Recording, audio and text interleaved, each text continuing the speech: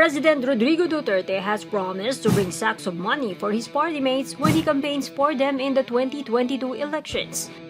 Talagang pupunta ako city for city, province for province. Kakampanya ko kayo.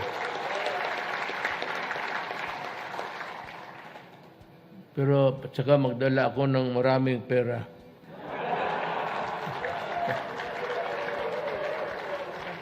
For Sako, kung meron. Duterte made the remark during PDP-Laban's National Assembly in Clark, Pampanga. The president also promised to personally campaign for party mates seeking elected positions in 2022. Those running for election, kakampanya ko kayo. City for city. Totoo yan. Kayong mga nagtatakbo, I commit to you. In the same event, Duterte administered the oath on the new set of PDP-Laban officials.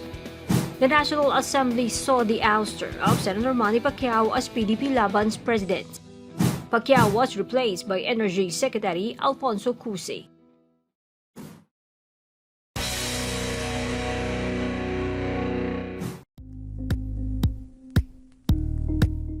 Thank you for watching Politico TV. Please like and subscribe to our channel for more videos.